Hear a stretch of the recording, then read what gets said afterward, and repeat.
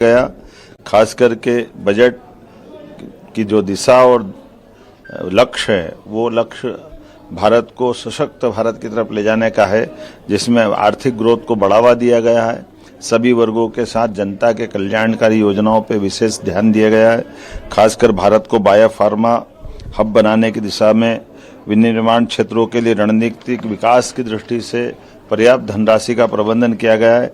Clinical trial स्थलों का विकास किया जाएगा, जिसमें 1000 ट्रायल स्तर बनेंगे। रिसर्च एंड डेवलपमेंट के आधार पर एआई के सेक्टर का बड़ा पैमाने पर राज्य के देश के विकास के साथ में हमारा मध्य प्रदेश भी आगे बढ़ेगा, ऐसे मैं उम्मीद करता हूं। वस्त्र उद्योग के सेक्टर में रिफॉर्म करेंगे, जिससे राज्यों को लाभ मिलेगा। 5 लाख से ज़्यादा आबादी वाले शहरों का विकास और खासकर इसके लिए 5000 करोड़ का प्रबंधन करने का व्यवस्था की गई। छोटे शहरों में भी तीर्थ स्थलों का विकास करने का पर्याप्त ध्यान दिया गया है। सिस्टम के माध्यम से बुजुर्गों का इलाज सही समय पर हो जाए, इसका प्रबंधन भी किया है। देश के प्रत्येक जिले में एक महिला छात्रावास बनाने का निर्माण, ये नारी सशक्तिकरण की दिशा में ठोस कदम है। भारत ग्लोबल मैन्युफैक्चरिंग का हब बने, इसके भी पर्याप्त प्रबंधन किए गए हैं। इससे कई वैश्विक देशों की चुनौतियों से निपटने में भी हमारी सरकार सक्षम होगी। गंभीर बीमारियों के लिए दवाई सस्ती करके ये सच में बड़ा काम किया है, जिसमें बीमारों के लिए कोई वर्ग का भी हो लेकिन गंभीर बीमारियां हैं, उसका इलाज बड़ा महंगा पड़ता है। ऐसे में दवाई का सस्ती करना, माननीय प्रधानमंत्री जी को, माननीय वित्त मंत्री जी को बधाई देना चाहूँगा। खास करके पर्यटन स्थलों पर हजारों गाइड रख करके रोजगार के नए मार्ग को ढूंढने का प्रयास किया गया है। आर्कियोलॉजी की दृष्टि से, पुरातत्व की दृष्टि से जो रिजर्व स्थान है उनको भी टूरिज्म की दृष्टि से खोलने का जो निर्णय किया गया है, इससे हमारी प्राचीन विरासत को भी लोग जानने समझने के लिए अवसर लेंगे। और ऐसे में विदेशी पर्यटकों को लाने के लिए 2% टैक्स की कमी करते हुए उनके लिए जो विशेष सौगात दी, जिसके आधार पर वैश्विक स्तर पर टूरिज्म के सेक्टर में भारत का स्थान और बढ़ेगा। जिला अस्पतालों को अपग्रेड करने का निर्णय किया है। इनकम टैक्स के में छोटे करदाताओं के लिए प्रक्रिया आसान की है।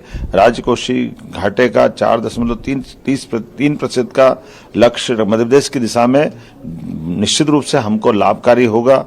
राज्यों के लिए मध्य प्रदेश के लिए 1,40,000 करोड़ का अनुदान रखा है, जिसमें मध्य प्रदेश को भी राज्यों के लिए 1,40,000 करोड़ का अनुदान देने का निर्णय किया, जिसमें मध्य प्रदेश भी लाभान्वित होगा।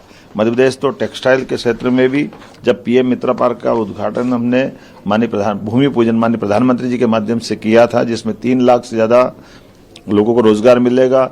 6 लाख से ज़्यादा कपास उत्पादक किसानों के लिए पूरा मालवा निमाड़ एक तरह से एक नई छलांग लगाने के लिए हमने पिछले समय उसका भूमि पूजन कराया। इससे इस बजट के माध्यम से वैश्विक स्तर पर कॉटन के कपड़े, रेडीमेड गारमेंट्स, सभी प्रकार के सेक्टर के लिए अनोखी और बहुत दूरगामी दृष्टि से नीतियां बनाई गई है, जिसका लाभ पूरा देश उठाएगा, मध्य प्रदेश उठाएगा। मैं अपनी ओर से, मध्य प्रदेश सरकार की ओर से, प्रदेश की 9 करोड़ जनता की ओर से आज इंदौर में मैंने इस कार्यक्रम में शामिल होकर के बजट भी सुना। बजट से जुड़े हुए विविध अलग अलग श्रेणी के विद्वानों के साथ संवाद भी हुआ, उनके विचार भी जाने और उनने सबने एक मुक्त कंठ से एक मत होकर के बजट की तारीफ की। ये आनंद का विषय है। मेरी अपनी ओर से बधाई। मुख्यमंत्री डॉक्टर मोहन यादव को आप सुन रहे थे, उनका बड़ा बयान आया है बजट पर। उन्होंने कहा है कि सबको लेकर चलने वाला ये बजट है, बहुत ही खास बजट है। सीएम ने बजट की तारीफ की है। मुख्यमंत्री डॉक्टर मोहन यादव ने कहा कि इसमें बहुत सारी नई चीजों को भी शामिल किया गया है। देश के साथ एमपी में भी विकास होगा। हमारे साथ ब्रजगोपाल लोया